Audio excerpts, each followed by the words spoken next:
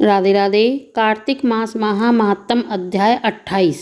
जय विजय का परस्पर एक दूसरे को शाप एवं मोक्ष। धर्मदत्त बोले, हे देवगण, मैंने जय और विजय से ये दोनों भगवान के द्वारपाल सुने हैं। उनमें कौन सा ऐसा उत्तम पुण्य किया है जिससे उन दोनों को विष्णु रूप मिला है। गण बोले, हे द्विज, तृणविंद की देवहूति नाम की कन्या से ऋषि कर्दम की कृपा से 2 पुत्र उत्पन्न हुए थे। बड़े का नाम जय था और छोटे का विजय था। उसी देवहूति से योग शास्त्र में पारंगत योगी कपिल देव जी हुए। जय और विजय ने अपनी पूरी इंद्रियों को वृत्तियों को विष्णु की भक्ति में लगा दिया, जिससे वे दोनों बड़े धर्मशील हुए। उनके नित्य अष्टाक्षरी मंत्र का जप करने और विष्णु का पूजन करने से भगवान साक्षात दर्शन दिया करते थे। एक बार वे दोनों मरुत राजा ने यज्ञ में बुलाए, क्योंकि वे यज्ञ कराने में चतुर थे। उनको देवता और ऋषि भी पूजते थे। वे वहाँ गए। उस यज्ञ में जय ब्रह्मा और विजय याचक हुए। इस प्रकार वह यज्ञ समाप्त हुआ। तदुपरांत मरुत ने यज्ञांत का स्नान करके उनको बहुत द्रव्य दिया। उस धन को लेकर वे दोनों अपने आश्रम को गए। भगवान के अलग अलग पूजन और उनकी प्रसन्नता के लिए उनमें आपस में उस धन को बांटने से स्पर्धा हो गई।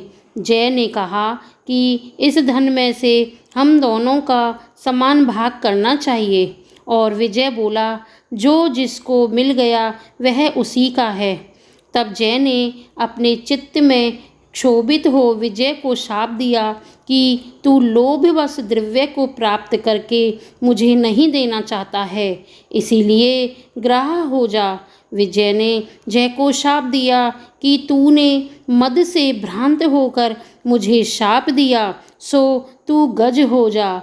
तब वे दोनों नित्य प्रति पूजन के समय भगवान के दर्शन करके उनसे सारा समाचार कह शाप का निवारण के लिए प्रार्थना करने लगे और बोले, हम दोनों आपके भक्त हैं। ग्रह और हाथी की योनि में कैसे जाएंगे, इसीलिए हे कृपानिधे इस शाप से हमारा उद्धार कीजिए। श्री भगवान बोले कि मेरे भक्तों का वचन कभी झूठा नहीं होता और मैं उसको कभी टाल नहीं सकता। पहले एक बार मैं प्रहलाद के लिए खम्भ में से प्रकट हुआ, फिर राजा अम्बरीश के कहने पर 10 प्रकार से प्रकट हुआ। इससे तुम भी दोनों अपने किए हुए शापों को अनुभव करके मेरे पद को प्राप्त होगे। यह कहकर हरि अंतर्ध्यान हो गए। गण बोले, तब वे दोनों गिरह और गज बनकर गंडकी नदी के तट पर रहने लगे।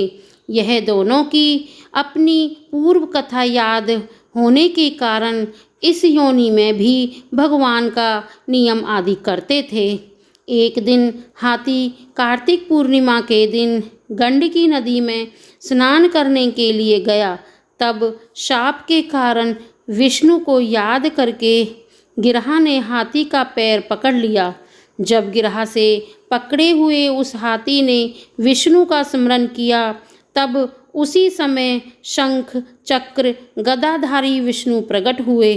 फिर भगवान ने चक्र से गिरहा को मारकर उन दोनों का उद्धार किया और अपना रूप देकर वैकुंठ को चले गए। तभी से यह स्थान हरिक्षेत्र नाम से विख्यात हो गया। भगवान के चक्र के लगने से वहाँ के पत्थरों में चिन्ह हो गए थे, जो अब भी दिखते हैं। हे ब्राह्मण, जिनको तुमने पूछा था सो वे दोनों जय विजय नाम से लोक में प्रसिद्ध हैं और विष्णु के प्यारे द्वारपाल हैं। इससे हे धर्मज्ञ, तुम भी नित्य विष्णु के व्रत में स्थित होकर मत्सरता और कपट को छोड़कर समदर्शी हो जाओ। सदा तुला और मकर मेष के सूर्य के में प्रातः काल स्नान करो। एकादशी का व्रत और तुलसी के वन का पालन सेवा करो। ब्राह्मण, गौ और वैष्णवों की सेवा करो। मसूर, कांजी, बैंगन का त्याग करो। इसी प्रकार हे धर्मदत्त, देहांत होने पर तुम भी हमारी तरह विष्णु के परम पद को प्राप्त होगे।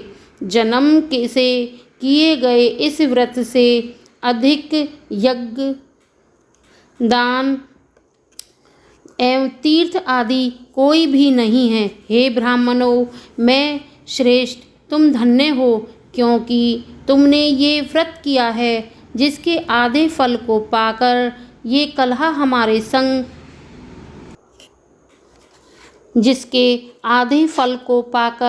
कलह हमारे संग विष्णु लोक को जा रही है। नारद जी बोले, हे राजन, धर्मदत्त से कहकर और विमान में बैठकर ये दोनों गण कलह समेत वैकुंठ को चले गए।